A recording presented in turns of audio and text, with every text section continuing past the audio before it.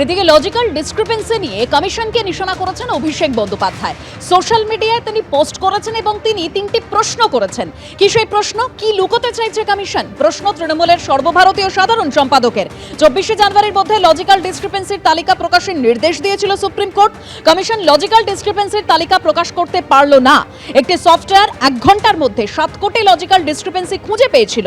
এখন সেই সফটওয়্যার যুক্তি, গতি ও বিশ্বাসযোগ্যতা হারিয়ে ফেলেছে।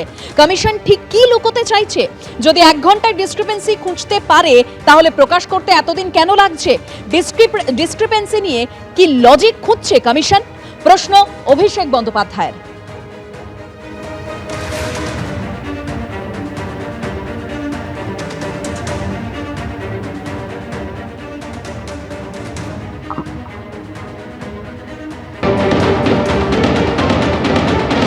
তালিকা টাঙাতে হবে, সেটা তালিকাটা এখনো নেই কেন? টাঙাতে পারছে না কেন? তাহলে কিসের ভিত্তিতে রোজ এক একজন লোককে নোটিশ দিয়ে ডাকা হচ্ছে? বাবা চট্টোপাধ্যায় লিখতেন, ছেলে চ্যাটার্জি লেখে নোটিশ। বাবা মুখোপাধ্যায় লিখতেন, ছেলে লিখছে মুখার্জি নোটিশ। মুখার্জি কেউ জের পর ডবলই লেখে, কেউ লিখে ফেলেছে জে আই নোটিশ। একের পর এক সম্পূর্ণ অকারণে উদ্দেশ্য প্রণোদিতভাবে হয়রানির জন্য কোটি কোটি মানুষকে বিরক্ত করছে এই বিজেপি। নির্বাচন কমিশন লিস্ট কোথায়? লিস্টটা কোথায়? কেন এখনো সুপ্রিম কোর্টের নির্দেশ অনুযায়ী লিস্ট নেই? যত দেরি হবে তত প্রমাণিত হবে এই সমস্ত রকম কারচুপির খেলা, হয়রানির খেলায় বিজেপির নির্দেশে নির্বাচন কমিশন এই খেলাগুলোর মধ্যে রয়েছে।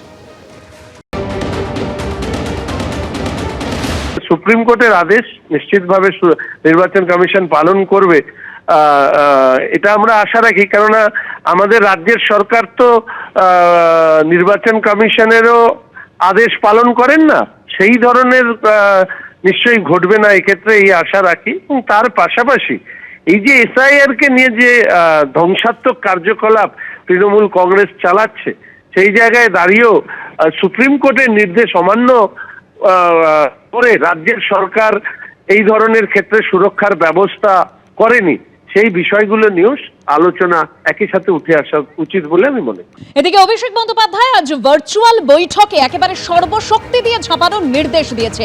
বুথ ভিত্তিক ভোট রক্ষা কমিটি করার নির্দেশ দিয়েছেন তিনি।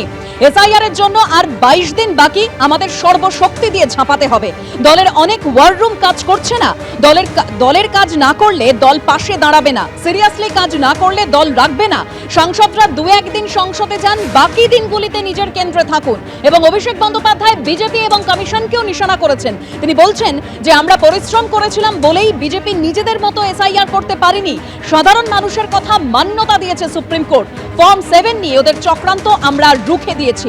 অত্যন্ত দুঃখের বিষয়, 70 থেকে 80 দিনে 126 জন মারা গেলেন, সবটাই অপরিকল্পিত এসআইআর এর জন্য।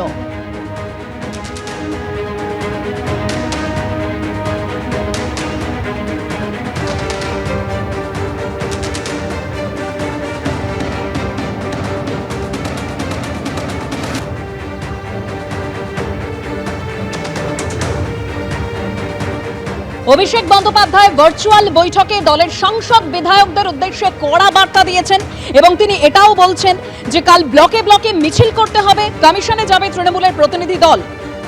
দলের অনেক ওয়ার রুম কাজ করছে না, দল চেয়েছে বলেই সাংসদ বিধায়ক হয়েছেন।